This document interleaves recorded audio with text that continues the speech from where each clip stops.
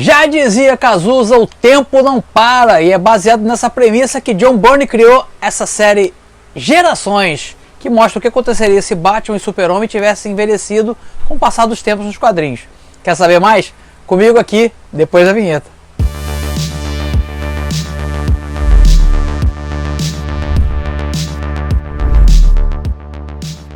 Bem-vindo de volta, Padawans, ao canal mais nostálgico do YouTube quando o assunto é quadrinhos. Você está no canal Gico HQ. Se você ainda não é inscrito, por favor, se inscreva. Aqui a gente fala de quadrinhos antigos, como é o caso de Gerações, escrito e desenhado por John Byrne, que apresenta uma situação, aqui é Elseworlds, né? Se você sabe o que é Elseworlds, é uma história assim fora da cronologia, fora da continuidade normal da editora DC Comics. E aqui o que o Byrne vai fazer? Ele imagina assim: Batman e Super-Homem surgiram em 1939, 38, 39. E se eles tivessem envelhecido no tempo real, nos quadrinhos, o que ia acontecer? É bem bacana, a gente vai ver isso aqui em detalhes depois desses avisos rapidinhos. Olha só, tá afim de desenhar comigo? Me segue lá no Instagram, Desenhando com Gico. Lá tem dicas todo santo dia sobre desenho. É isso aí, de domingo a domingo eu tô lá batendo papo com vocês. E tem mais uma novidade, hein? Semana que vem já está sendo lançado um novo curso de desenho, Desenhando com Gico, desenho de super-heróis simplificado. É isso aí, se você estava afim de voltar a esse hábito de desenho, de repente desenhava e parou, tá afim de retomar, tá começando agora e quer umas dicas, quer uma luz, esse curso é para você. É um curso voltado para alunos iniciantes que querem se aprofundar no tema de desenhos de super-heróis. As aulas vão ser lá no Hotmart, tem aula gravada, tem um vasto material de apoio, tudo, vai ter uma comunidade secreta para a gente poder trocar uma ideia no Facebook. Olha só, muito maneiro o curso. Sou suspeito de falar, mas são 9 anos de experiência que eu estou trazendo do meu curso físico, né, que parou infelizmente as aulas com a pandemia. Eu me adaptei para as aulas online e agora esse curso novo que eu estou lançando é 100% online. Tá afim de saber mais? Aqui na descrição desse vídeo eu estou deixando um link para um canal, para um grupo de WhatsApp silencioso. Você vai entrar lá, não vai receber mensagem nenhuma, nem pode mandar mensagem. É só para que eu fale com vocês sobre o curso. Então ali vão ter mensagens em relação a lançamento, valores, condições especiais. Então se você quiser saber mais, entra lá no grupo e fica esperando minhas novidades por lá, beleza? Segundo aviso, se você quiser saber mais sobre meus quadrinhos autorais, estão todos disponíveis lá no site do Salomão Ventura. Tem quadrinho de graça para você ler online, se você tiver meio durango, e tem quadrinho que você pode comprar lá. Tem o Esquadrão Vitória, a coleção, tem os cards, a coleção do Salomão Ventura, tá tudo por lá. Você pode encomendar até commissions através do site do Salomão Ventura lá na loja que tem por lá. Te espero por lá, tá bom? E por último, cara, vai gastar teu dinheirinho na Amazon? Compra através dos links patrocinados aqui do canal. Para você não muda nada, o valor dos quadrinhos são os mesmos, tá? Agora, aqui rola um capilé pro seu amigo. Então se você puder dar essa força, aqui na descrição do vídeo tem o link. Inclusive vou deixar lá quadrinhos do John Byrne que eu recomendo, porque é um autor que eu adoro. Agora chega de papo e bora falar de Gerações, cara. Olha só, essa primeira minissérie, na verdade, são 4 revistas, tá? Mas como eu tô ralando pra caramba por causa do curso, não tive tempo de ler e gravar e tirar foto, editar tudo. Então a gente vai combinar o seguinte, eu e vocês. Esse domingo a gente vai ver as 2 primeiras edições e no domingo que vem as 2 últimas. Fechado assim? Fica bom para vocês e para mim. Até para não ficar um vídeo muito longo e cansativo, tá bom? Nesse vídeo, como eu falei lá no comecinho, o John Byrne vai pegar, imagina o que aconteceria se o Super-Homem e o Batman tivessem envelhecido, assim, porque as histórias nos quadrinhos, os personagens não envelhecem, né? O Super-Homem foi criado em 38, irmão, o Batman em 39. Os caras estão com mais de 80 anos, cara. Então o Byrne vai fazer justamente isso. Eles vão envelhecendo junto com os leitores. Ficou muito maneiro, tem vários conceitos bacanas aqui. E a gente vai ver as 4 primeiras décadas. 39, 49, 59 e 69. E tudo isso o Byrne faz o seguinte, ele vai adaptando o traço dele a características tanto das histórias da época quanto a situação geopolítica de então. Então confere aí essas 4 primeiras histórias, acho que você vai curtir demais. Eu me diverti muito lendo isso aqui de novo e tô doido para fazer a segunda parte domingo que vem, tá bom? Espero vocês. Agora vamos conferir aí esses 4 primeiros capítulos da minissérie Gerações do John Byrne. Confere aí. A primeira história foi publicada em Gerações número 1 e vai trazer 2 décadas, 1939 e 1949. Ela foi publicada aqui no Brasil pela editora Ópera Gráfica em 2001. Roteiro e arte de John Byrne, cores de Trish Mulvihill. Bom, a primeira história chama Os Vigilantes. E a gente já repara que Byrne ele faz uma pesquisa bem bacana assim, em relação a uniformes, indumentária de época, a temática das histórias, tudo vai passear pelas gerações, assim como as histórias, né? Bom, começamos aqui com Bruce, e aqui é a noiva do Bruce, né? Nessa época ele estava noivo, nas histórias também originais isso aconteceu, chegando numa feira de futuro, né? Uma coisa que era muito comum nos Estados Unidos, novidades do futuro, que poderia acontecer, e eles logo de cara se deparam com um robô gigante aqui, design bem anos 30 também, Electrox, sendo comandado pelo primeiro inimigo do Super-Homem, o Ultra-Humanoide, né? E esse ajudante ruivo aqui também, depois ele vai ter uma participação na história. Acho que vocês já sabem até qual é. Bom, o bicho começa a partir para cima do Bruce e para a noiva dele, eles saem correndo. E aí, quando parece que está tudo perdido, vai pisar nos dois, chega o Super-Homem com esse design aqui. O logotipo, né, do peito bem parecido com o da época, os olhinhos apertadinhos do Super-Homem. Ele aqui sem o poder de voo ainda, dando saltos, né? E o Byrne conseguiu fazer eles assim com uma cara bem de jovens, né? Aí o Super-Homem pega aquele robô, esmaga, faz uma bola, joga fora. Ainda tem que se dispor aqui com o cara, com o diretor da exposição. Sabe, o Super-Homem daquela época ele era assim, ele era bem... era um vigilante, né? Mais do que um super-herói, assim como o Batman. Falando no Batman, aqui nessa página já aparece o design do Byrne pro Batman do início, então é até a grafia do nome, ele botou Bat-Man, né? Já tem a grafia original do nome do Batman. E esse uniforme aqui, que eu até tenho um bonequinho desse design do Batman que eu achei irado. Ele tem muito mais cara de morcego aqui, né? Bom, então ele está pesquisando o que pode ter colocado aquele robô em movimento contra os cidadãos comuns, né? Ele está lá na feira fazendo aquela investigação, e quem está por lá também, Clark Kent e Lois Lane, fazendo a cobertura no caso aqui eles não estavam no Planeta Diário, era o Estrela, né? A Estrela da Manhã. O nome do chefe não era Perry White, era George Taylor. Então várias coisas que o Byrne traz aí para a história. Bom, enfim, a Lois acha um pedacinho de metal aqui e o Batman pega da mão dela, ainda dá um sacode aqui no Clark, que tem que fingir que desmaiou, mas o Batman já percebeu que tem alguma coisa diferente ali com o Clark Kent.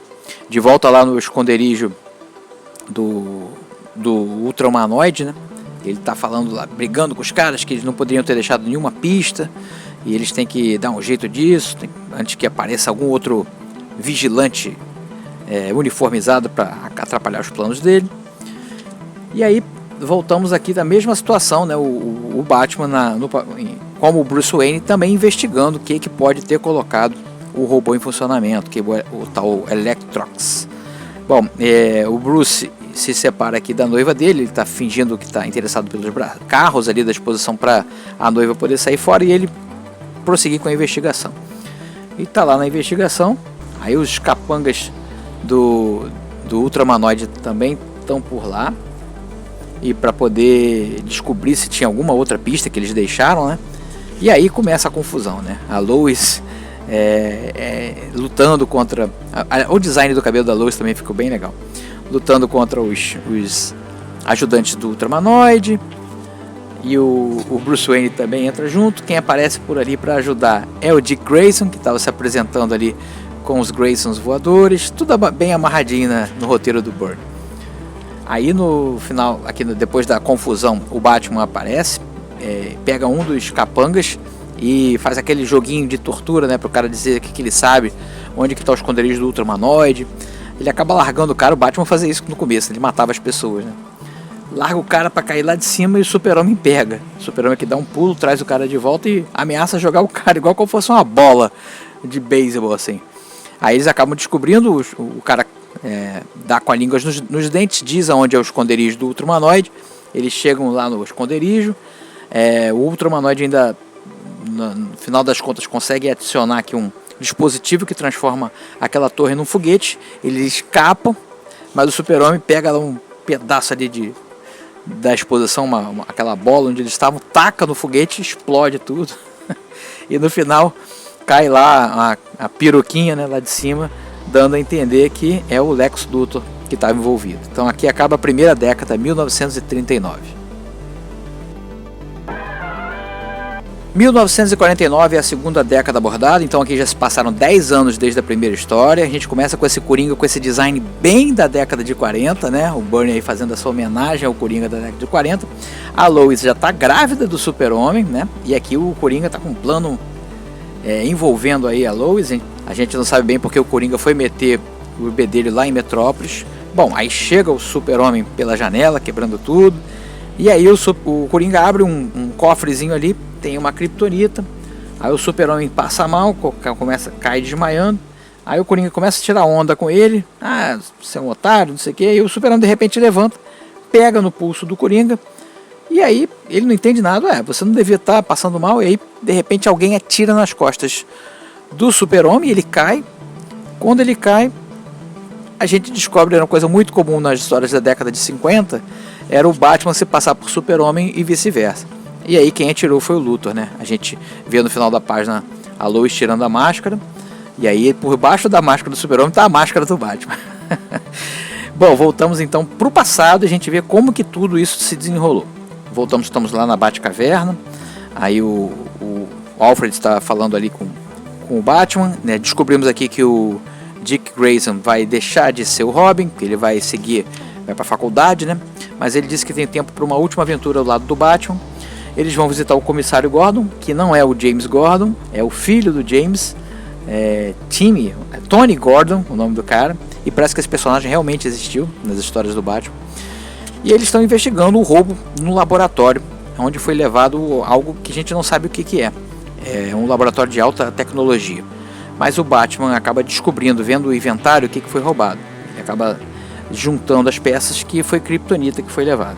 Então ele vai para Metrópolis, marca o encontro com o Super-Homem, explica todo o plano e aí voltamos novamente para o presente, porque que ali o Batman está no lugar do Super-Homem, porque eles descobriram todo o plano ali do Luthor e do Coringa, né? E aí tá ali a situação armada, eles não sabem se pode entrar ou não pode entrar ali, porque tem outras tecnologias envolvidas, armadilhas que podem estar montadas ali. E o Lex Luthor vai contar para Lois por que ele fez aquilo, ele soltou o Coringa estava preso numa gulag soviética,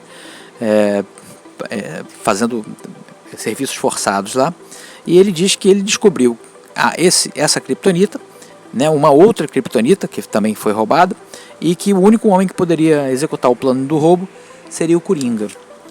Aí quando ele está contando esse plano, vem o Super-Homem novamente pela janela. Aí ele fala que acabou tudo, que deixa soltar a mulher dele, que tudo vai ficar bem, que ele se entrega, que ele não vai fazer nada contra o Luthor. Aí o Luthor aceita, o Super-Homem não mente, né?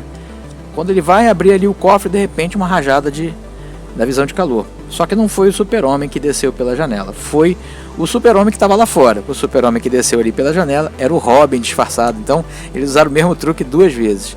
E o Batman não estava nada ferido, ele estava fingindo. Ele vai contar que no momento do tiro, né, o Super-Homem impediu o tiro de chegar nas costas dele com a visão de calor e um super sopro. Bom, aí o Luthor, tanto o Luthor quanto o Coringa vão fugir num foguete ali. O Batman joga o batirangue no trilho onde o foguete vai partir para poder impedir que ele saia, mas aí tem explosivo ali, eles não conseguem nem fugir, o foguete sair dali, e os heróis pegam, e uma cena rara aqui, o Batman salvando o Super-Homem com a corda, né? Aí explode tudo que está lá e a gente não sabe bem se os dois conseguiram sobreviver. Mas aí a virada final é o seguinte, que antes o Luthor tinha aberto aquela caixa com a Kryptonita dourada, e como a Lois estava grávida, o filho dos dois foi exposto àquela radiação e vai nascer um humano normal. Na última página a gente vai ver que um ano depois dessa história ter se passado, o Batman se casou. A gente ainda não aparece quem é a mulher do Batman, e vemos esse Alfred bem velhinho aí. Aí acaba aqui a primeira edição.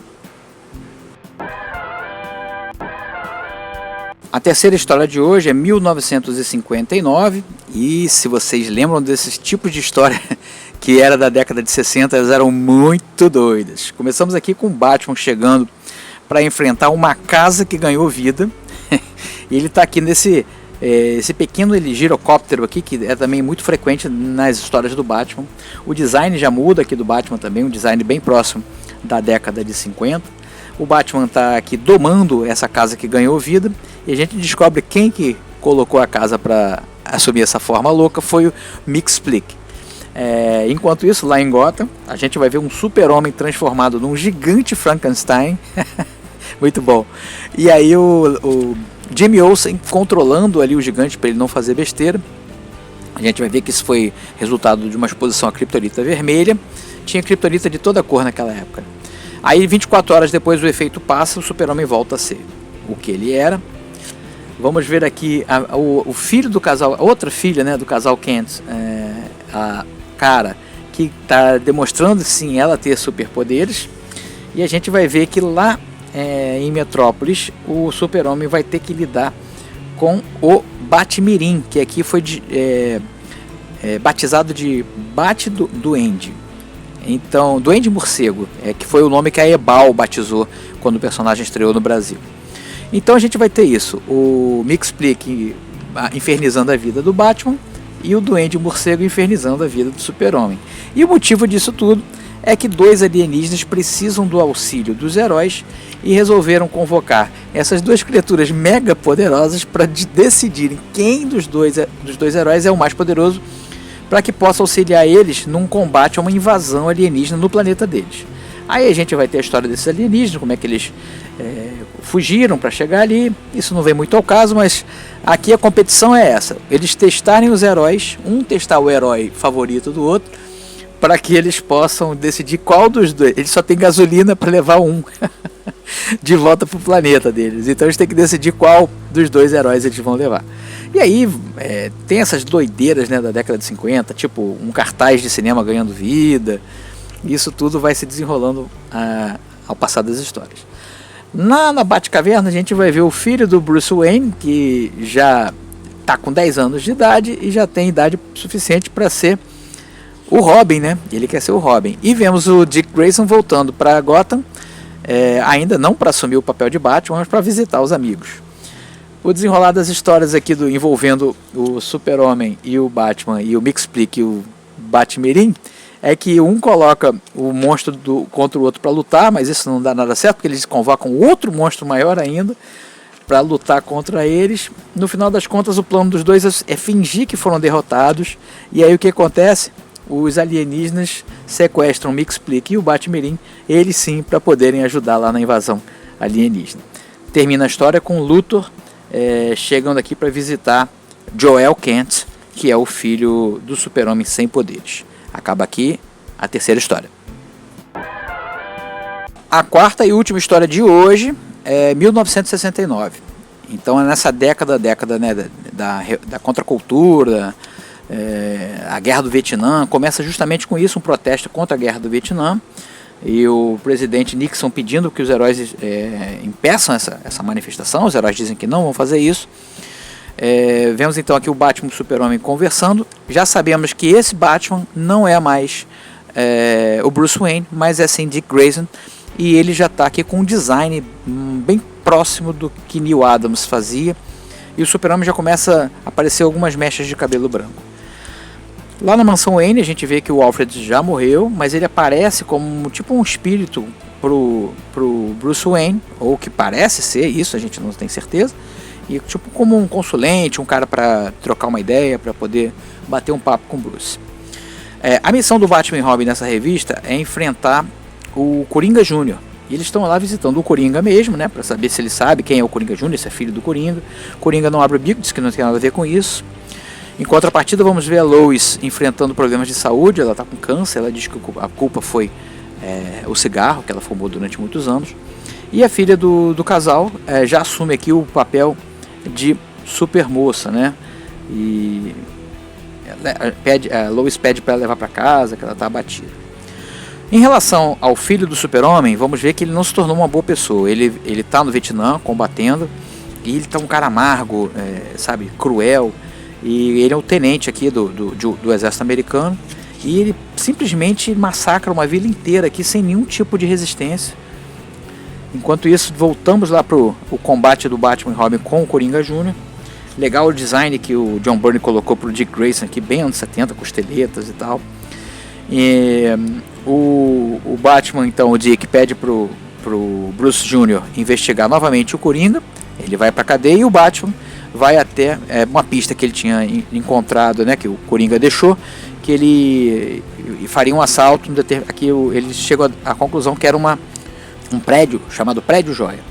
O Bruce Jr. então descobre que o Coringa fugiu da cadeia e tem ali, ele descobre também alguns itens de maquiagem.